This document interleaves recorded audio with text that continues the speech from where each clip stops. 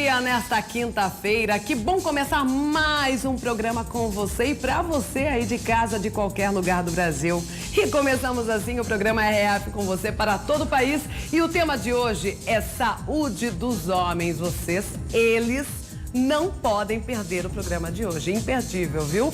E já pode mandar seus comentários com a hashtag RF com você em todas as redes sociais. Já tá aqui na tela, olha, escreve exatamente dessa forma, com acento. Se você for postar qualquer coisa, algum comentário, alguma foto, coloca com essa hashtag, fica mais fácil a gente localizar a sua postagem, ok? Já pode ir em frente à TV agora, fazer aquela selfie que eu amo. Você vai aparecer aqui para todo o Brasil no final do programa. Não esquece nunca de mandar o seu nome e cidade também.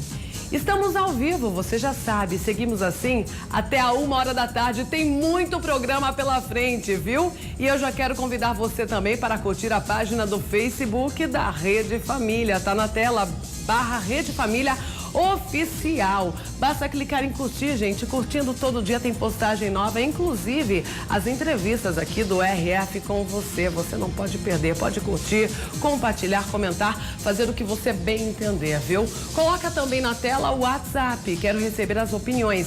Aliás, se você tiver alguma dúvida sobre o assunto do dia, saúde do homem, pode nos mandar, viu? Tá curioso para saber o que vai ver hoje aqui? Então, olha só.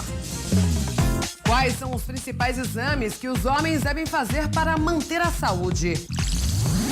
Novo procedimento é capaz de diagnosticar o câncer de próstata. No estúdio, o especialista vai esclarecer as dúvidas sobre a saúde masculina. No quadro especial de cinema, as principais promessas em filmes para o ano que vem. E as principais notícias do dia. O RF com você, é claro, está apenas começando. Agora as principais notícias do dia desta quinta-feira. Mas antes, vamos ver como está o clima. Previsão na tela. São Paulo, capital, chuva, hein? Previsão de chuva nessa tarde, mínima 19, máxima de 24 graus. Chuva também no Rio de Janeiro, na cidade maravilhosa, mínima de 24, máxima de 33 graus. E em Palmas, Tocantins, mínima de 22, máxima de 33 graus, com chuva também. Agora sim, as principais notícias do dia. Uma cena lamentável em uma estação de metrô de São Paulo. Uma mulher foi agredida por um segurança. Usuários do metrô perceberam uma discussão e começaram a gravar a cena com o celular. Exaltado, a segurança dá um tapa no rosto da mulher.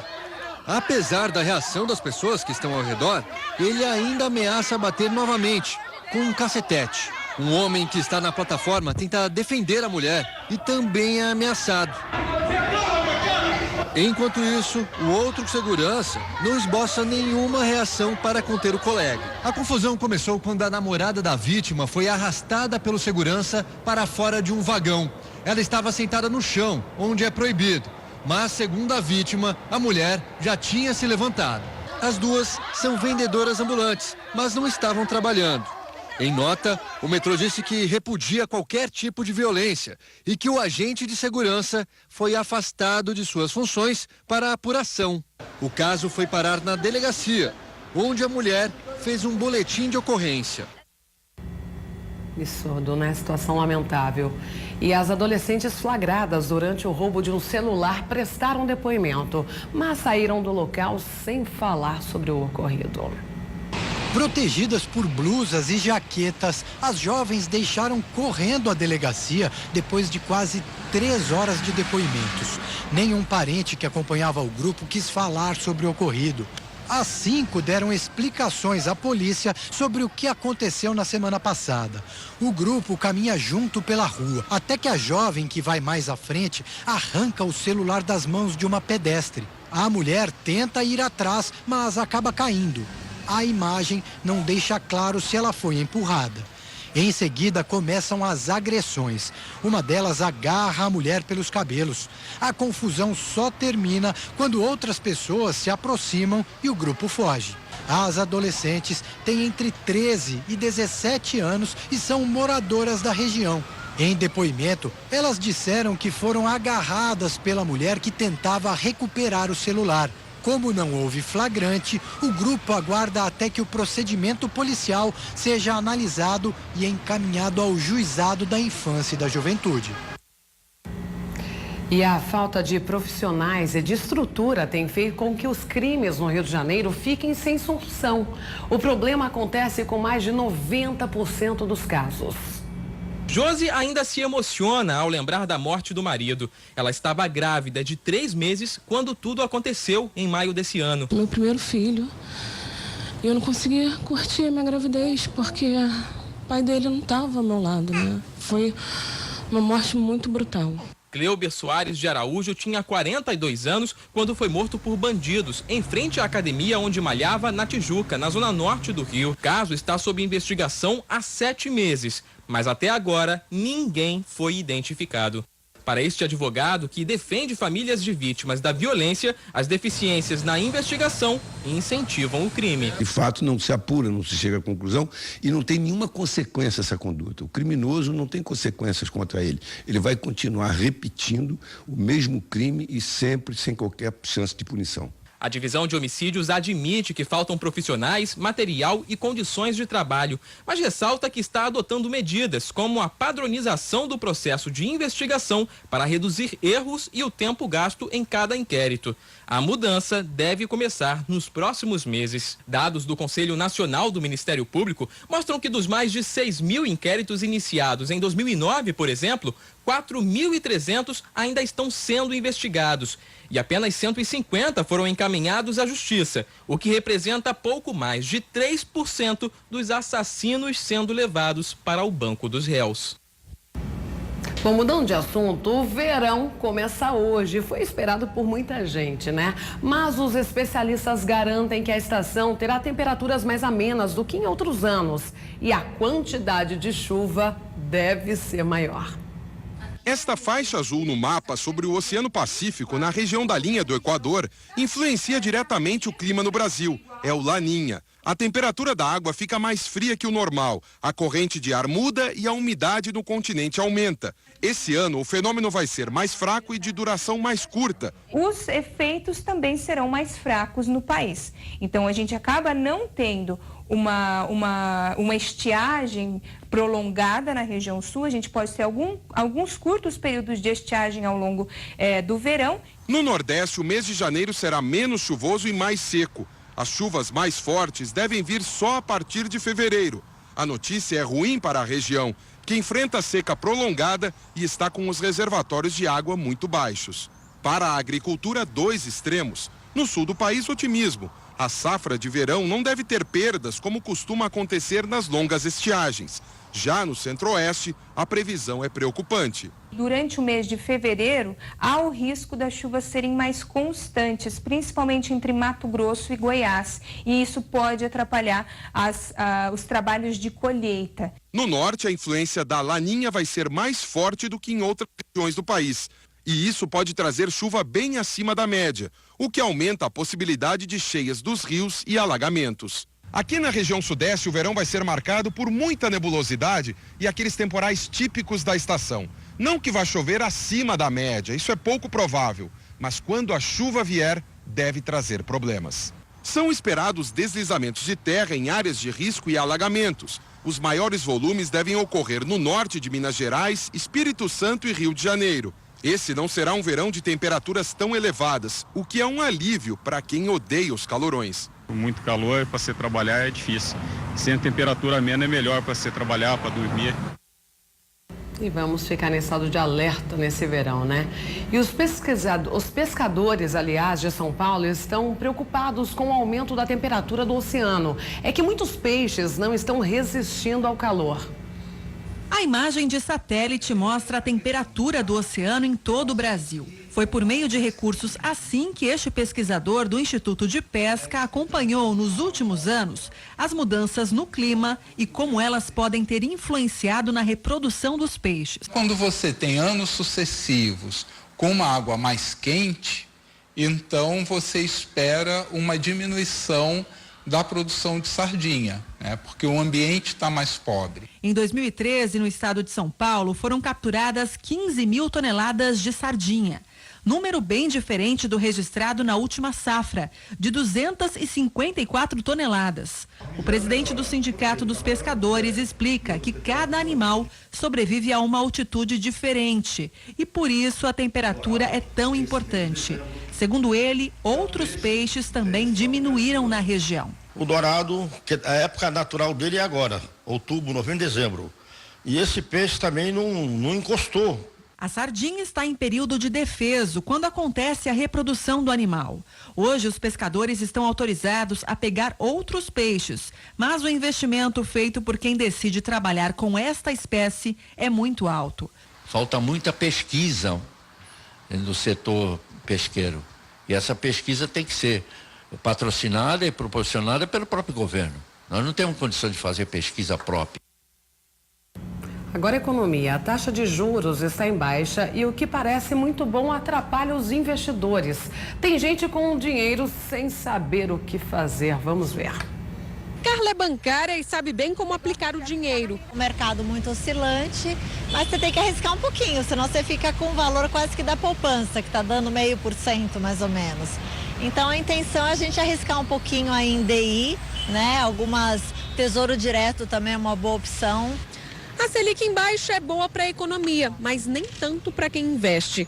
O rendimento acompanha a taxa básica e os percentuais serão menores no ano que vem. Se a taxa de juros básica sobe, ou seja, a Selic sobe, a rentabilidade dos CDBs tem que subir também, porque senão você só empresta dinheiro para o governo e não empresta dinheiro para um banco, ou para uma grande financeira, ou para uma grande empresa. Mas antes de pegar a calculadora, é preciso saber quanto tempo você pode deixar seu dinheiro guardado. Esse prazo é chamado de liquidez. Quanto mais se pode esperar, melhor. Nós fizemos uma simulação de vários tipos de investimentos baseado nas taxas previstas para o ano que vem. Se a ideia for aplicar na poupança ao final de 12 meses, os R$500 renderiam R$ 26,50. O mesmo valor aplicado na compra de Tesouro Direto depois de um ano descontado o imposto de renda vai render R$ 29,75. Já uma aplicação que tem como base o CDI vai dar um lucro de R$ 28,45 nessas mesmas condições. E quem pode esperar mais de um ano numa aplicação como um CDB, Certificado de Depósito Bancário, o rendimento seria de R$ 31,75. Não é porque rende mais que é melhor. De nada adianta você ter um dinheiro que renda 1000% se você não pode colocar a mão nele pelos próximos 10 anos, por exemplo. Esse ano que nós estamos vivendo fazia muita diferença se você escolhesse caderneta de poupança ou outro investimento mais turbinado. Para o próximo ano não vai fazer tanta diferença, principalmente se você tiver uma quantia pequena. Mariana guarda dinheiro na poupança desde os 18 anos. Faz isso porque não conhecia bem as outras aplicações. Sem querer, fez uma boa escolha para 2018. Eu estava me preparando para, inclusive, estudar as outras aplicações. Aí agora eu fico mais folgada nisso, assim. E Paulo Maluf deve ser transferido hoje para um presídio de idosos. O pedido foi feito pela defesa dele. Paulo Maluf será encaminhado ao Centro de Detenção Provisória da Papuda, em Brasília, no setor destinado a presos idosos. A perda do mandato de Maluf como deputado federal, determinada pelo ministro Edson Fachin do Supremo Tribunal Federal, deve ser decidida pelos colegas em plenário. Pela jurisprudência do Supremo, o plenário da Câmara tem que se manifestar. O plenário, não a mesa, o plenário. Paulo Maluf se entregou na sede da Polícia Federal em São Paulo. O deputado de 86 anos passou por exames de corpo de delito no Instituto Médico Legal e saiu com o auxílio de uma bengala. Maluf foi condenado pelo Supremo Tribunal Federal em maio deste ano por lavar dinheiro desviado de obras públicas entre 1993 e 1996. Na época, ele era prefeito de São Paulo. A defesa entrou com recursos, os chamados embargos infringentes. O ministro Edson Fachin negou os pedidos e mandou executar a prisão, pois considerou que a defesa queria apenas adiar o cumprimento da pena. A alegação é de que o réu é idoso, está em tratamento de câncer de próstata, tem problemas cardíacos, hérnia de disco e limitação de movimento. E ele está arrasado. Ele não esperava, nenhum de nós esperava essa prisão, visto que tem embargos infringentes. Que é de competência do Pleno. Que é de competência do Pleno, quer dizer, isso tinha que ir para o Pleno e o Pleno decidir. Nessas imagens gravadas há 2 meses na Câmara dos Deputados, Maluf aparece mais disposto e sem a bengala.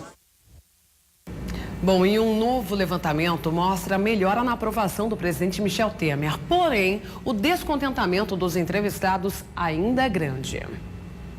A pesquisa Ibope mostrou uma leve melhora em relação à última avaliação feita pelos eleitores. Em setembro, os que consideravam o governo Temer ruim ou péssimo eram 77% dos entrevistados. Agora, são 74%.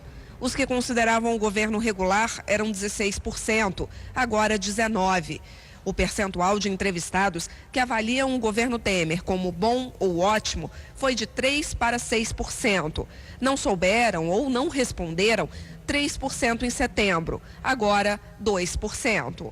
A pesquisa mostrou ainda que o tema da Previdência foi lembrado por 19% dos entrevistados. A proposta virou uma bandeira do presidente Temer. Durante o evento, que anunciou a liberação de R$1,5 bilhão para obras de saneamento no Paraná, Temer voltou a pedir empenho na aprovação da reforma. Quero aproveitar a presença dos nossos deputados federais para dizer que nós jamais vamos desistir da Previdência. Neste mês de janeiro, vamos continuar esclarecendo as questões da Previdência para que nós possamos levá-la adiante. O discurso de Temer é uma forma de tentar reduzir o pessimismo que cerca o mercado financeiro. Investidores e empresários temem que a reforma da Previdência só volte a tramitar no Congresso depois das eleições, ou seja, em 2019. Por isso, a estratégia do Palácio do Planalto é aumentar as propagandas no mês de janeiro e intensificar o encontro com os investidores. Nesta quarta-feira mesmo, o presidente da Câmara, Rodrigo Maia, se encontrou com empresários. Nós chegaremos na Previdência com os votos. Faltavam uns 30, 40 votos e nós vamos buscá-los e chegaremos. No fim da tarde, Temer e o ministro da Educação homologaram a Base Nacional Comum Curricular, que determina quais matérias devem ser ministradas na educação básica. A violência não para de crescer no Rio Grande do Norte e, para piorar, os servidores estaduais estão em greve, entre eles os policiais. Com medo, os comerciantes fecharam as lojas no meio da tarde, em plena semana que antecede o Natal. A gente está sem segurança, sem saúde, sem nada aqui em Natal. Estamos entregues, assim, nas mãos dos bandidos e não podemos fazer nada. Saquearam as lojas ali de baixo, aí vem um pessoal correndo, né? As lojas fechando e a gente também entrou no bolo. Os policiais militares estão em greve no Rio Grande do Norte desde a terça-feira por causa dos atrasos nos salários. Assaltos e arrastões se multiplicaram, principalmente no comércio da capital. Ontem foi a vez dos policiais civis. Agentes, delegados e escrivães estão trabalhando em regime de plantão. Está insustentável e o povo não aguenta mais esse clamor de insegurança pública. Até os agentes penitenciários estão operando com efetivo reduzido. A alternativa encontrada pelo governo foi solicitar a presença da Força Nacional e Forças Armadas no território potiguar.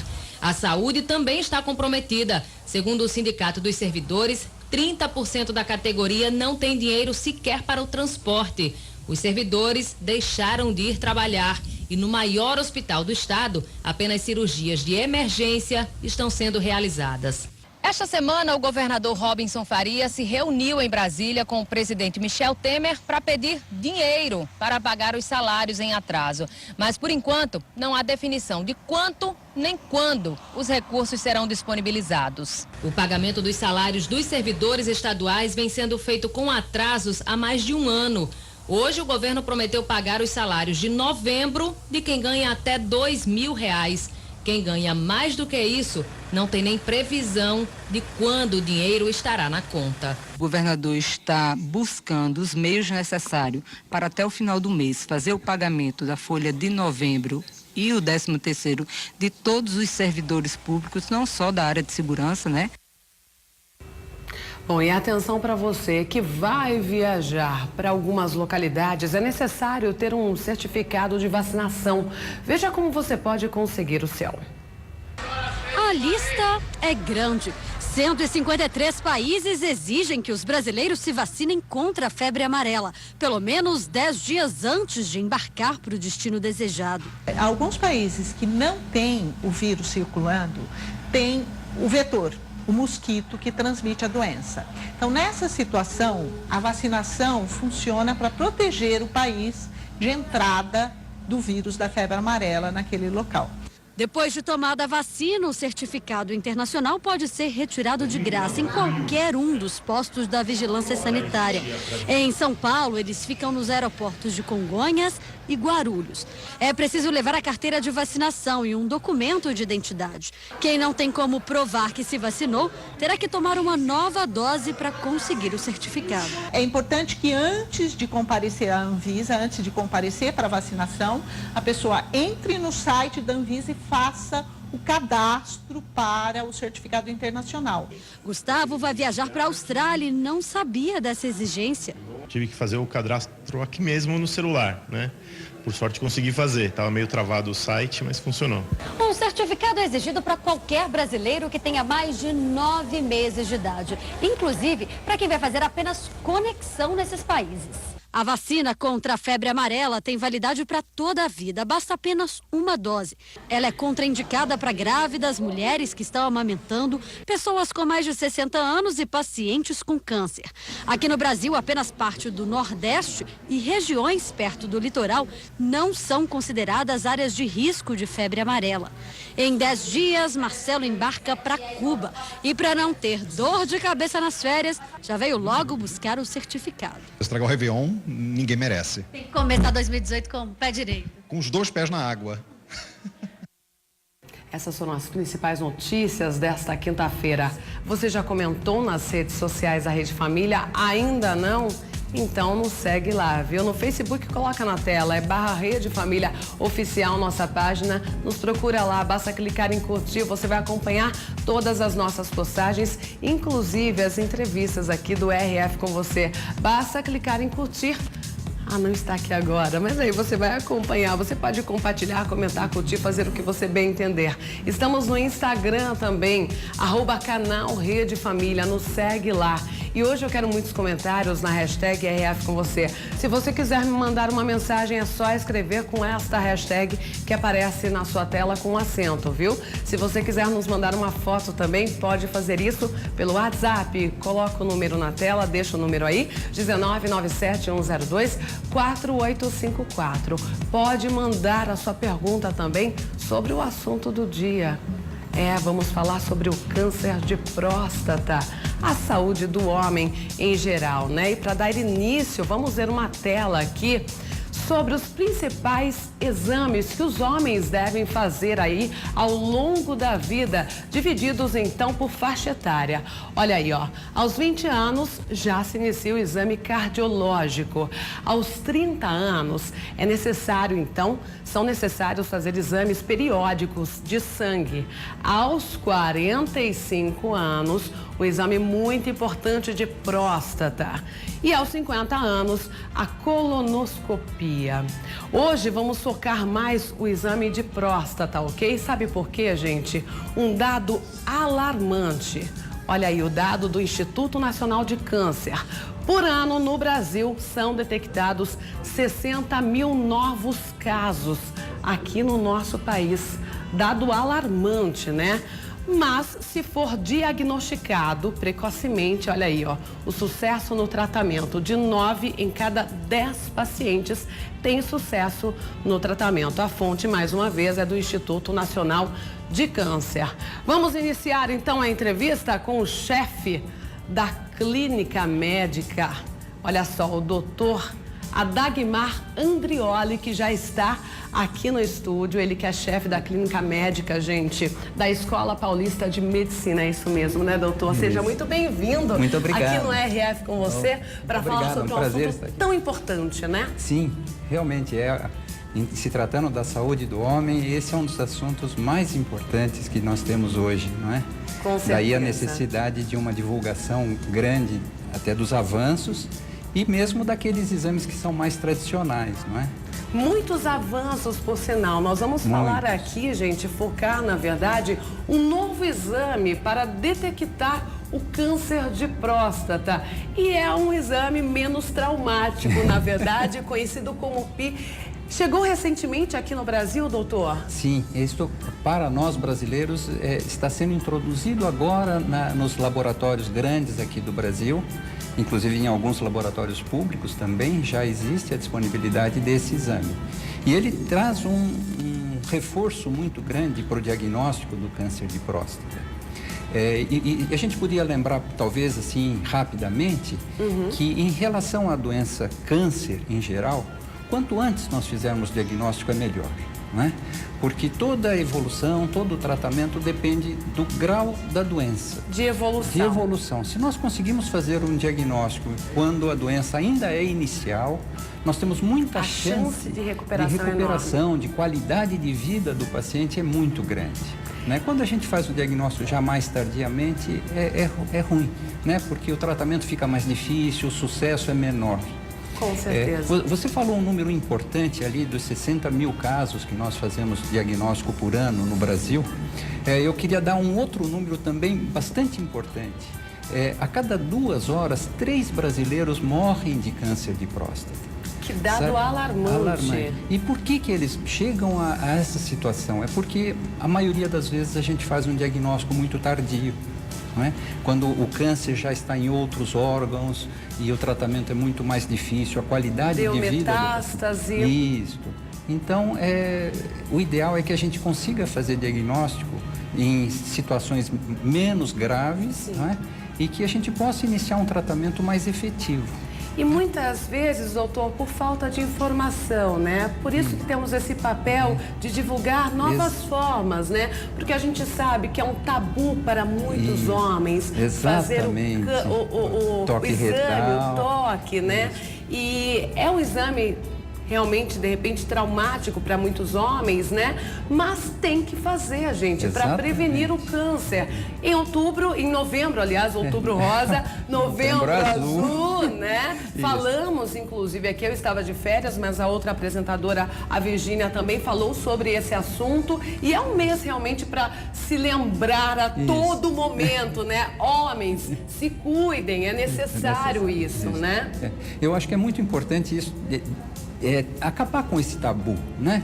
Porque o exame, ele é, digamos assim, tão invasivo quanto o exame que as senhoras fazem todo ano. Com né? certeza. E traz um benefício muito grande, porque dá uma informação importante para o urologista que vai indicar ou não o segmento, a necessidade de continuar pesquisando.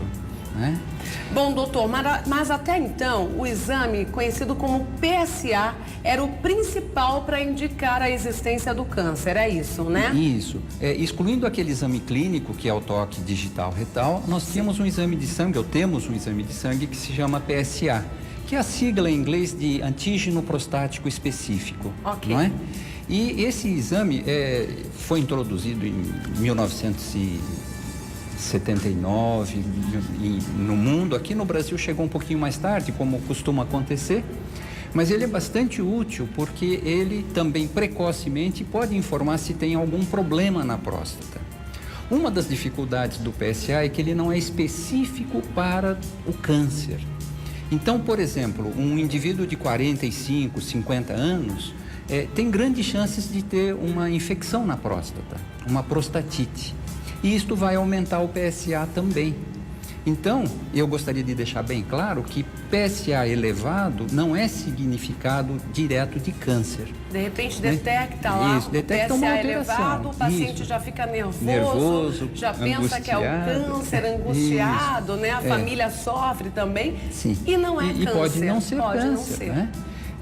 E uma outra situação também, cada vez nós temos indivíduos um pouquinho mais idosos, não é? A própria razão do indivíduo envelhecer causa aumento do PSA, né? Porque a próstata vai crescendo um pouquinho e produz mais PSA. Isso se chama hiperplasia benigna da próstata. Então também isso não pode ser confundido com câncer. Qualquer alteração isso, não pode ser confundida. Isso. E aí a vantagem desse novo exame, ele é mais específico para o diagnóstico do câncer, né? E nós usamos uma abreviatura que é o PI, né? Que é PHI, que em inglês quer dizer o índice de saúde prostática, o índice de saúde da próstata. Porque é um exame que, na verdade, usa o próprio valor do PSA, do PSA livre e de uma outra substância que é uma parente do PSA, é um PSA menorzinho, que faz um cálculo e a gente chega num índice. E esse índice, ele é mais específico para a presença de câncer do que só o PSA. Hoje o indicado seria fazer o PSA, aí deu alguma evidência, aí vamos partir para o PI. Isso. Seria isso? Exatamente, porque, veja, os exames de laboratório, os resultados, eles seguem um contínuo, assim, né? Não é sim ou não. Sim. Então, por exemplo, o que a gente diz hoje, se um indivíduo de 45, 50 anos tem um PSA abaixo de 2,5, nós diríamos que ele tem um risco muito pequeno de ter câncer. Se ele tiver um PSA acima de 20, a gente diz que a chance de ter câncer é muito alta. Se ele não tiver a prostatite, evidentemente, né? Sim. Agora, nessa faixa, entre 2,5 e 10, 15, 20, é uma faixa que a gente chama de cinzenta. Ele pode ter câncer ou pode ter outra doença. Então, quando nós fazemos a dosagem do PSA e está nessa faixa cinzenta, precisamos fazer um outro exame. Qual era o outro exame habitualmente pedido? Era a biópsia. Não é? Que é muito traumática também, mexe, né? Sempre é um pouco mais invasivo, humano, né? E também a biópsia nem sempre dá um resultado muito conclusivo. Algumas vezes a gente precisa fazer biópsia outras vezes para conseguir chegar a um diagnóstico. Então, esse PI, que é o índice de saúde prostática, veio para ajudar naquela situação onde o PSA ficou duvidoso. E se esse PI estiver realmente alterado, aí sim, com mais propriedade, a gente encaminha o paciente para fazer a biópsia. E então nós diminuímos o número de pacientes que precisam fazer biópsia e que tem resultado negativo. Isso é muito importante. Isso. E como que ele é feito, esse exame? É um exame de sangue. De sangue? De sangue, parecido com o PSA. Não precisa nenhum cuidado especial, só aqueles mesmos habituais para a coleta de sangue, não é? Sim. E também para o PSA. Então, a gente sempre pede que os laboratórios recomendem ao paciente evitar algumas atividades que elevam o PSA. Por exemplo, andar de bicicleta, né? Ter relações sexuais. Pode alterar no momento do exame. Exato. São situações onde a próstata é agredida fisicamente, por exemplo, andando de bicicleta, ou numa relação sexual pode acontecer de aumentar o PSA por essa razão. Então, nós sempre recomendamos que os laboratórios orientem os pacientes, porque muitas vezes o médico não passou essa informação para o paciente e é obrigação do laboratório informar. Sim. Se aquele paciente está em condições de colher o material. Não pode dar dado alterado e preocupar novamente sem necessidade, Isso, né? são os falsos positivos. Sim. Né? Isso é muito desagradável para o paciente, para o laboratório, para o médico que vai ficar mais na dúvida ou ter que tomar alguma decisão em cima de um resultado que foi alterado por causas outras que podem ser evitadas. Então, essa orientação é muito importante. Muito importante. Doutor, já estão chegando algumas perguntas aqui. Uma delas é a seguinte: existe de forma gratuita o exame PI? Você disse que já está na rede pública, né? E alguns locais é preciso pesquisar, porque, infelizmente, a gente anda numa situação de atendimento público difícil. Com certeza. Mas eu acho que vale a pena. Lembrando que é essa pressão, inclusive, que vai fazer com que os órgãos governamentais tenham um estímulo, difundir e pressionar um pouquinho para que a gente possa ter esse atendimento na rede pública, porque afinal todos os indivíduos merecem a mesma atenção. Com certeza, porque hoje em dia é gasto com outro exame, a biópsia, por exemplo. Pois é. Né? Isso. E já existem... Deveria substituir, seria até melhor, né? Isso.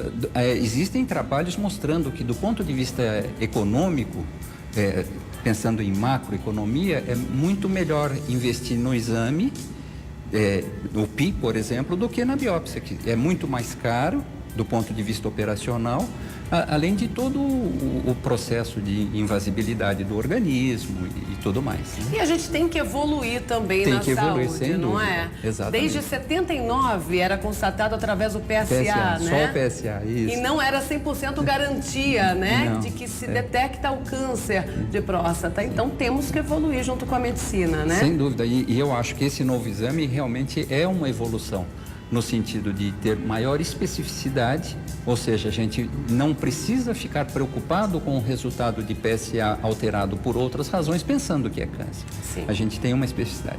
E tem uma vantagem um pouquinho maior desse PI, porque assim, quando nós fazemos a biópsia, a gente tem uma ideia da gravidade daquela doença, porque nem todos os cânceres de próstata evoluem do mesmo jeito. Alguns indivíduos têm câncer de próstata e vivem 10, 20, 30 anos e morrem de outra causa. E alguns indivíduos têm câncer de próstata e evoluem grave. muito rapidamente, né? E o PI nos ajuda, inclusive, a saber mais ou menos como vai ser a evolução daquele câncer. Então, se eu tenho um PI que me diz que a evolução daquele câncer não é tão grave, eu posso, por exemplo, protelar um pouco a cirurgia ou escolher um tratamento mais adequado. Planejar melhor, né, o tratamento. Isso. Por outro lado, se eu encontro um PI que me indica que aquele câncer é agressivo, eu vou também tomar atitudes terapêuticas mais agressivas no sentido de controlá-lo. Então, essa é uma vantagem adicional que o PSA não nos informa. O PSA nem nos informa se é realmente câncer ou não e qual é a natureza daquele câncer. Informações que o PI pode nos trazer. Muito importante. Olha, uma pergunta aqui, doutora, da Crislane de Jupiranga, Paraíba. Ela diz o seguinte, sobre esses cuidados com relação ao exame de PSA. Quanto tempo ao certo para evitar as atividades? Porque estava falando não andar de bicicleta ou outras atividades físicas, né? Ela gostaria de saber qual o tempo exato para não dar alteração no PSA. Isso. Então, isso evidentemente varia dependendo de que razão provocou aquele PSA. Mas, por exemplo, de andar de bicicleta, nós recomendamos que pelo menos uma semana antes de colher o sangue, o paciente não use bicicleta, nem mesmo aquela bicicleta ergométrica da academia, sabe? Porque ela também altera o PSA. Com relação à relação sexual, 24 horas, 48 horas são suficientes para que o PSA já volte ao seu nível basal. E é claro que existem outras situações, por exemplo, a própria realização do toque digital retal, algumas vezes pode provocar elevação do PSA. Então a gente recomenda que não seja colhido o sangue na sequência, logo, pelo menos espere 1 dia, 2 dias para fazer o exame.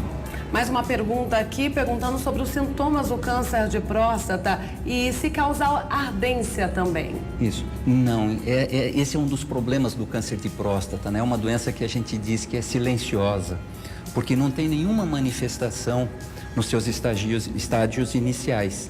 Eventualmente pode aparecer um certo desconforto, em situações já um pouco mais avançadas, algum sangramento urinário. Ardor, não. Ardor é mais característico de processo infeccioso de via urinária, né? Então, o grande problema com relação ao diagnóstico é que o câncer vai evoluindo sem dar nenhuma manifestação. Então, o paciente nem sabe que tem uma doença que pode ser bastante grave. Então, de repente, se é uma ardência na uretra, como disse o Raifran aqui de Presidente Dutra, Maranhão, vai investigar que pode ser outra coisa. Provavelmente é uma infecção urinária, que é uma doença bem diferente, não tem nenhuma relação com o câncer. Mas tem que precisa ser tratada mesmo, tem que ser porque tratada. Pode evoluir. Pode. Em alguns casos, causar até a morte, né? Uma infecção generalizada. Isso, dependendo do estado de saúde do paciente, pode ser muito grave, mas todas as infecções precisam ser tratadas de uma forma ou de outra, não obrigatoriamente com um antibiótico. Algumas infecções podem ser tratadas de formas menos drásticas, não é? Mas infecção urinária, por exemplo, pode levar, inclusive, a infecções renais com consequências graves. Então, é importante que seja bem diagnosticado e tratado. Doutor, olha, muitos homens curiosos sobre as atividades. De repente, eles já foram fazer o exame, fizeram alguma caminhada, andaram de bicicleta, foram para musculação, então eles estão preocupados com isso. Boa tarde. Deve-se evitar a caminhada, inclusive, antes de submeter ao PSA? Não, a caminhada não. Não, porque a gente tem que caminhar até o laboratório. Não tem como fugir, né, doutor? Isso, não há necessidade. Realmente são só aquelas atividades que de alguma forma atingem o períneo, que é essa região que nós temos, né, entre o ânus e a uretra. Então é uma região que reflete a posição anatômica da próstata. E ali o que acontece é o cilindro da bicicleta, não é? E reforço, inclusive, bicicleta ergométrica. É muito comum nós encontrarmos indivíduos nessa faixa etária, 45, 50 anos, que vão à academia e querem fazer o exame em seguida. Então, isso é importante que eles permaneçam pelo menos uma semana sem usar a bicicleta. Aquelas bicicletas onde ele fica sentado, não tem problema. O problema é o cilindro da bicicleta mesmo, que provoca um trauma na próstata. Então fica a dica aí para vocês, hein, homens? Tema interessantíssimo para você aí de casa, saúde do homem. Estamos falando aqui sobre um novo exame para detectar precocemente o câncer de próstata. Não é isso mesmo, doutor? Chama PI, né? PI. Até então era o tal do PSA, ainda é, mas o PI chega para inovar e complementar, né? Aliás, o doutor, chegou uma pergunta aqui na hora do intervalo. Isso. O Hélio de Barreiras, da Bahia, ele não está conseguindo entender o nome do exame. Vamos colocar então na tela, não só para o Hélio, para os outros telespectadores. Olha aí, ó, exame PI, PHI. Isso. Que é uma sigla que reflete o nome em inglês, que é o Índice de Saúde da Próstata. E os laboratórios vão entender se você colocar PI ou escrever Índice da Saúde da Próstata, com certeza. Bom, para quem está chegando aí em casa, esse exame, gente, ele é mais moderno, por quê? Ele detecta mais facilmente... Com mais especificidade. Isso, né, do que o PSA. Porque o PSA se altera por outras razões. Este tem menos variações. Ele só vai estar alterado na maioria dos casos de câncer mesmo. Sim. Né, diferente do PSA, que pode se elevar, como nós falamos, em processos infecciosos, em trauma, em outras situações que podem provocar o aumento do PSA, mas o PI vai ficar normal. Antes dava uma alteração aí, ainda dá uma alteração no PSA, de repente o paciente já sai do consultório falando, meu Deus do céu, tô com câncer de próstata. E de repente não é, né, doutor? Isso. Então é preciso tomar muito cuidado e não ficar pensando, preocupado. É claro, temos que ter toda a atenção nos problemas de saúde, mas reservar as preocupações para as coisas que realmente merecem essa preocupação. E só um PSA elevado não faz diagnóstico de câncer de próstata. Muita gente chegando agora, olha, a Dani está assistindo, ela pede, doutor, explica melhor como é feito esse exame. Então, esse exame é uma coleta de sangue que você vai fazer no laboratório e no laboratório eles vão dosar algumas coisas. Vão dosar o PSA, aquele antigo PSA que nós já conhecemos, não é? Vão dosar uma outra fração do PSA, que chama PSA livre, e uma terceira substância que se chama P2PSA. Imagina que o PSA seja um colar com 9 pérolazinhas. O P2PSA é um colar com 8 pérolas. Do ponto de vista de laboratório, são totalmente diferentes. Nós precisamos de um ensaio diferente para dosar este PSA, né? Tão diminuído. E com esses 3 resultados, existe uma fórmula, que eu não vou falar, porque é uma fórmula que inclui raiz quadrada, é um pouquinho complicada, mas que a partir do resultado dessa fórmula, nós vamos saber se o indivíduo tem um PSA aumentado por causa do câncer ou não, por causa de um outro problema que merece um outro tratamento. Com certeza. Espero que tenha ficado um pouquinho mais claro. Doutor, os telespectadores costumam mandar perguntas aqui, mas a gente sempre fala, né? Não é uma consulta ao vivo, né? Isso. Mas você pode sim esclarecer algumas dúvidas, mas o indicado sempre procurar o seu médico. Só que ele é de Teixeiras de Freitas, da Bahia, e o posto de saúde dele, infelizmente, está sem médico. Isso. Infelizmente, né? É a crise na saúde pública situação do Brasil, que a gente aquela situação falando, né? desagradável, né? Ele fez o PSA no dia 6/12, recentemente, tem uns 64 anos e deu o seguinte resultado: PSA total 6,19, PSA livre 0,65 e relação 11%. O senhor deve entender esses dados. Isso. Ele diz: devo ficar preocupado? Não. Não. Não, felizmente não. Mas deve sim ir ao posto de saúde quando o médico retornar, não é mesmo, doutor? Isso, mas essa orientação serve para todo mundo. Mas vamos só discutir um pouquinho em detalhes este resultado, porque é muito importante.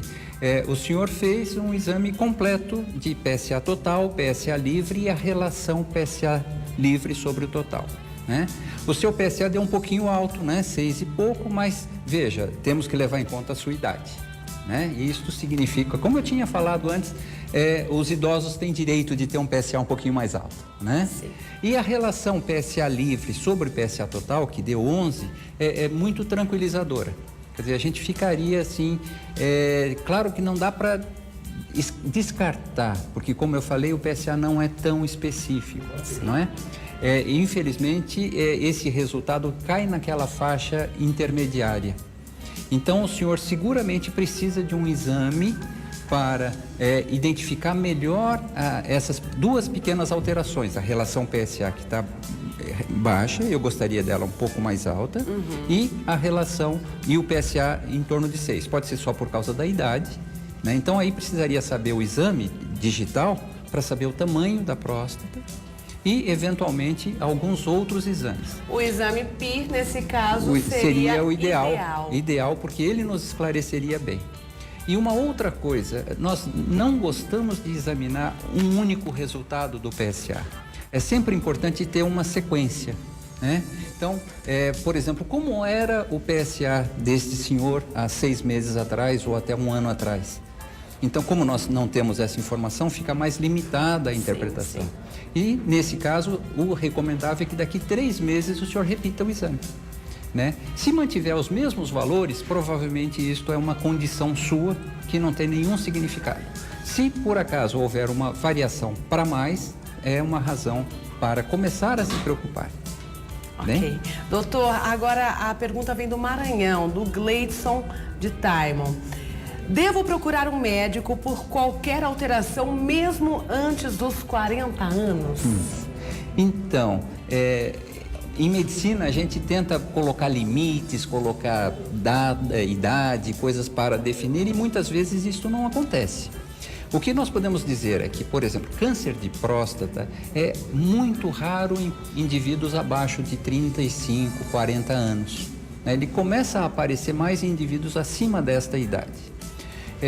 Quando foi apresentada aquela primeira tabela, estava dizendo para começar a se preocupar com a próstata com 45 anos.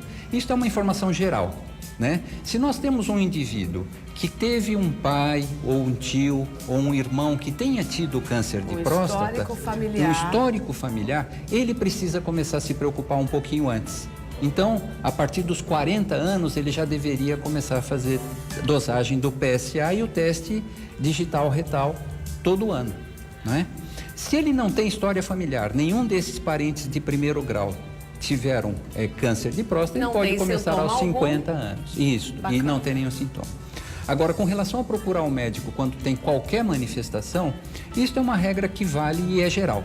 Realmente, qualquer manifestação que nós tenhamos, é muito importante que nós tenhamos uma orientação segura. Não isso para homens e mulheres, né? E qualquer manifestação. Dor de cabeça que fica ali todo dia, tem que procurar um médico. Tem que procurar um médico, né? Exatamente. Aliás, vamos reforçar então, no início do programa eu mostrei aqui o corpo humano do homem, né? E coloca na tela novamente os exames necessários por faixa etária. Lógico, como o doutor disse, de repente, se você tem qualquer alteração antes dos 20 anos, algum problema cardíaco, gente, então tem que fazer antes o exame, Exatamente. Né? Mas o indicado é isso mesmo, doutor. Essa é uma regra geral. Aos 20 anos, o exame cardiológico. Isso. Para evitar alguns problemas, né? Sim. Porque e aos começar 20 anos, a prevenir, né? Com certeza. Até a questão de alimentação, atividade física, né? Isso. 30 anos, exames periódicos de sangue. Isso. E daí a gente vai confirmar, por exemplo, os níveis de glicose no sangue, os níveis daquelas gorduras chamadas colesterol, triglicérides, que com a intenção sempre de prevenir o aparecimento da doença, não é? Porque nós temos assim uma certa cultura de procurar um médico quando a gente está doente. Com né? certeza, infelizmente. Infelizmente. Né? E o ideal seria que a gente tivesse uma atividade preventiva mais forte. Né? Isso serve para as pessoas, para as famílias, para o governo. Quer dizer, cada dinheiro que a gente investe na prevenção, a gente economiza 3, 4, 5 vezes no tratamento. Não é? Então é muito importante a gente estimular a prevenção de doenças. Então essa tabela realmente é muito importante porque a partir, por exemplo, dos 45 anos para a população em geral, ou 40 anos para quem tem um parente de primeiro grau com câncer de próstata, ou para quem não tem pode começar aos 50. Colonoscopia também é um exame muito importante que muitos homens também pelo tabu, fazem restrições, e é um exame de muita importância para diagnóstico precoce de algum tipo de tumor de cólon e reto, que, quando diagnosticado precocemente, tem um tratamento muito bom, eficiente e que mantém a qualidade de vida do paciente. Doutor, então, prevenção é isto. É importante, né? Aliás, em relação ao câncer de próstata, nós falamos no início do programa, eu mostrei um dado alarmante, são 60 mil novos casos por ano, gente. Mas se for diagnosticado e tratado, 9 em cada 10 pacientes tem sucesso no tratamento. Inclusive, a Daniele também faz essa pergunta sobre a cura do câncer de próstata. Isso. Geralmente tem sucesso? Geralmente tem sucesso. A grande maioria dos casos de câncer de próstata diagnosticados relativamente precoce tem cura mesmo, não é? Nós temos incidência cada vez maior de indivíduos com diagnóstico precoce, graças a esses exames laboratoriais, graças à menor restrição ou resistência que os homens fazem ao exame, e nós estamos tendo muito sucesso. Doutor. Desculpe só, mas eu gostaria de, talvez no ano que vem, voltar aqui e dizer, olha, agora já não morrem 3 brasileiros a cada 2 horas. Esse número pode ter diminuído e seguramente... Chance disso acontecer, e há chance né? disso acontecer, chances reais. Assim como nós conseguimos reduzir mortalidade importante no próprio câncer coloretal, por conta das colonoscopias, do câncer gástrico por causa da endoscopia, né? O que é importante é fazer exames que nos deem orientações precocemente, para que o médico tenha chance de tratar adequadamente. Lembrando mamografias, por exemplo, que hoje consegue fazer diagnóstico tão precoce que até a cirurgia fica mais fácil, o tratamento muito mais efetivo e menos traumático para a paciente. Então, o câncer de próstata está na mesma linha. Quanto mais precoce fizermos o diagnóstico, melhor. Vamos diminuir a taxa de mortalidade desse câncer. Doutor, tem mais uma pergunta aqui. Na verdade, temos que encerrar, mas vou fazer mais essa. Se a pessoa for pagar o exame PI particular, sem plano de saúde, os planos geralmente cobrem hoje em dia? Ainda não. Ainda não. Ainda não. Isso, mas é aquela conta que a gente estava fazendo. Daqui a pouco os planos de saúde vão perceber que pagar o exame é melhor do que pagar a biópsia e eventualmente um tratamento mais prolongado. Vamos torcer para isso, Então é uma questão, né? Mesma coisa aconteceu com o PSA. No início, quando ele foi lançado aqui no Brasil, os planos de saúde tiveram resistência, mas depois perceberam que eles também são a favor de um diagnóstico precoce. Sim. Porque é uma forma de reduzir os custos no tratamento. E o custo é alto? O telespectador pergunta.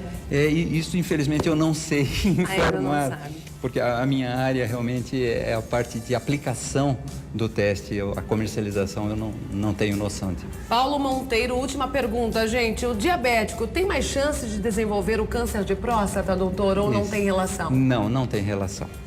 Não tem. São doenças absolutamente diferentes. O diabético é uma doença metabólica que todo mundo sabe provoca alteração de aumento de glicose no sangue, ele pode ter outros problemas vasculares. Câncer de próstata tem outra origem, não tem nada relacionado com o pâncreas e com o diabetes. Bom, para quem está curioso aí sobre o valor, já recebi aqui online a informação, viu? Cerca de R$750. compensa. Né? Para prevenir. Para prevenir uma doença e tratar precocemente essa doença vale a pena. Com certeza vale a pena. E principalmente para evitar a preocupação desnecessária. Né? Porque se temos esse resultado normal, todos ficam mais tranquilos. Com certeza. A família e o paciente. E o paciente e o médico também. Não é? O médico também se angustia com os diagnósticos difíceis. Acredito, doutora Dagmar. Prazer em recebê-lo aqui. Adorei a entrevista. Muito obrigado. Sucesso. Foi um prazer também. Muito obrigado pela oportunidade de divulgar essas informações que eu acredito são muito importantes para todos nós. Levando sempre informação e, como o senhor disse, volte, retorne o ano que vem aqui falando... Com boas notícias. Notícias boas, né? Isso, sem dúvida. A queda no índice de mortalidade. Vamos torcer para isso. Vamos sim. Muito obrigado. Um próspero 2018. Da mesma forma. Fique com Deus. E chegou a hora do nosso quadro especial de cinema em parceria com o Cinepop. E hoje o Renato Marafon vai nos dar as listas aí dos filmes mais aguardados de 2018.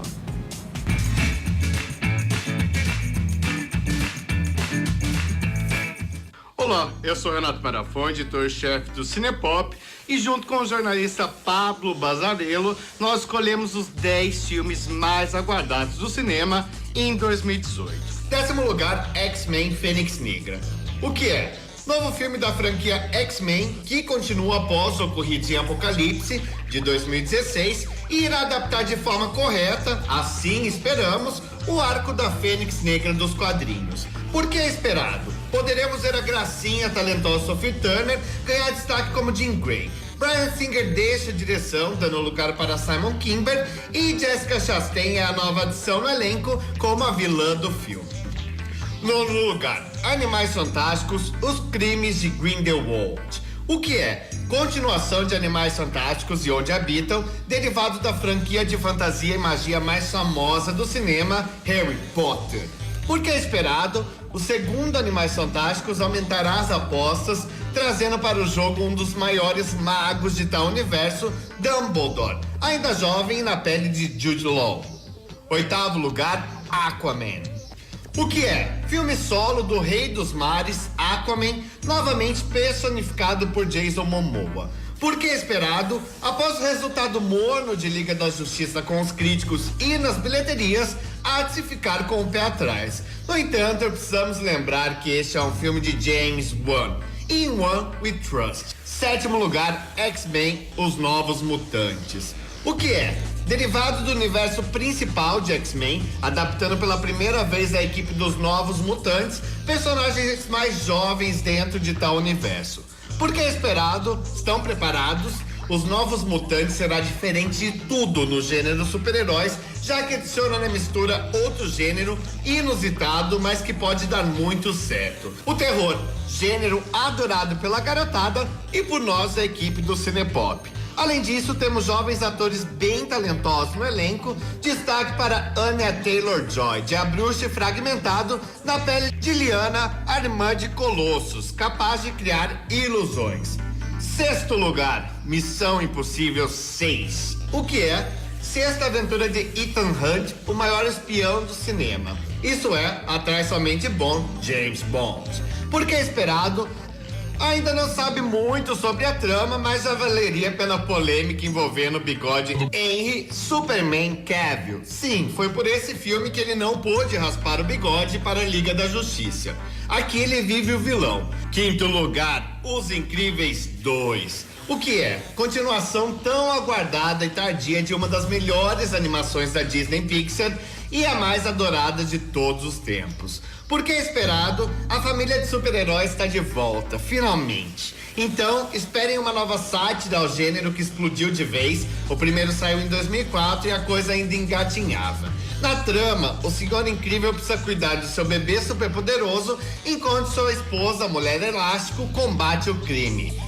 Os tempos mudaram. 4º lugar, Pantera Negra. O que é? Novo herói da Marvel a ganhar um filme solo. Pantera Negra é o primeiro super-herói negro dos quadrinhos da casa. Ele vive numa nação africana extremamente tecnológica, Wakanda. Espere uma mistura de fantasia de Lee Falk com Um Príncipe de Nova York, filme clássico de 1988. Por que esperado? Pantera Negra é sinônimo de representatividade. Se nos quadrinhos era o primeiro herói negro, no cinema é o primeiro filme com um elenco com 90% de atores negros e um diretor negro. Que venham outros. Terceiro lugar, Deadpool 2. O que é? Continuação mais que aguardada do filme que mudou o jogo para as adaptações de quadrinhos, já que foi um dos primeiros filmes da história com personagem conhecido a ter a censura Rated R para maiores de 17 anos. Por extrema violência, muitos palavrões e conotação sexual. Divertidíssimo. Porque é esperado, além de ser um dos filmes mais aguardados do ano, ainda introduz Cable, personagem que é um dos grandes favoritos do fã, personificado aqui por Josh Brolin. Sua parceira atual, Domino, entra em cena também, interpretada pela bela e carismática Zazie Beetz. Segundo lugar, Jurassic World, Reino Ameaçado. O que é? Quinto filme da franquia de dinossauros mais querida do cinema e sequência direta dos eventos de Jurassic World 2015. Porque é esperado, efeitos de primeira, uma história ainda mais bem bolada que a anterior, o retorno de Chris Pratt e Bryce Dallas Howard e também de um dos grandes favoritos da série, o Dr. Ian Malcolm, vivido pelo Jeff freaking Goldblum. Perdoem o palavrão, mas vai ser do caralho. Primeiro lugar, Vingadores Guerra Infinita. O que é? Não tem jeito, não tem pra ninguém. A Marvel domina as bilheterias mundiais e faz isso com filmes de personagens desconhecidos. Vide Guardiões da Galáxia, Homem-Formiga e Doutor Estranho. Imagina o que fará com a reunião de simplesmente todos os seus personagens no seu filme mais ambicioso. Por que esperado? Justamente por ser a reunião de tudo que a Marvel fez até hoje no cinema. É o início do fim, que culmina com a parte 2 de Guerra Infinita, agora chamado de Vingadores 4, e que trará o início de uma nova fase. E é isso aí, eu espero que você tenha gostado da nossa lista com os 10 filmes mais aguardados de 2018. Fique ligado e até a próxima.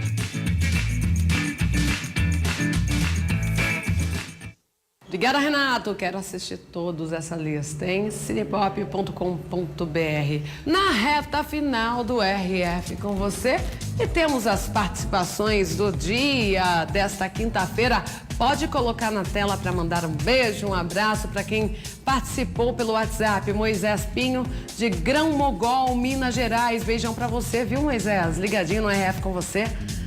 Arissandra, de Fortaleza dos Nogueiras, Maranhão. Super beijo também. Obrigada pela companhia. Raifran, sempre participando aqui. Presidente Dutra, Maranhão, nos enviou uma pergunta hoje.